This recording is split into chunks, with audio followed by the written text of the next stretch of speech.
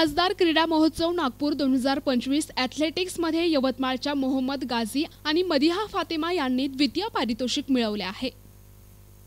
यवतमाळ येथील राहणाऱ्या मोहम्मद वसीम यांचा मुलगा नामे मोहम्मद गाझी आणि मुलगी मदिहा फातेमा हे यवतमाळ येथील एकलव्य ॲथलेटिक्स क्लब यवतमाळ तर्फे कोच कमल सिंग बघेल यांच्या मार्गदर्शनात प्रशिक्षण घेत होते। दोघा भावा बहिणींची योग्यता पाहता त्यांना नागपूर या ठिकाणी झालेल्या खासदार क्रीडा महोत्सव नागपूर 2025 ॲथलेटिक्समध्ये पाठवले आणि कोच कमल सिंग बघेल यांच्या प्रयत्नाला आणि विश्वासाला खरे ठरवत स्वर्गीय रामाजी चन्नावार विद्यालय यवतमाळ या ठिकाणी शिकत असलेला मोहम्मद गाझी आणि जाजू इंटरनॅशनल स्कूल यवतमाळ या ठिकाणी शिकत असलेली मदिहा फातेमा यांनी घवघवीत यश संपादन करून आपले आणि आपल्या परिवाराचे आणि कोच कमल सिंग बघेल यांचे नाव लौकिक केले आहे।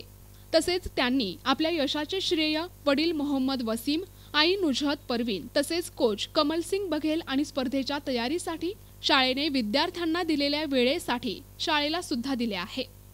प्रतिनिधी कलीम खान, NTV न्यूज मराठी, यवतमाळ।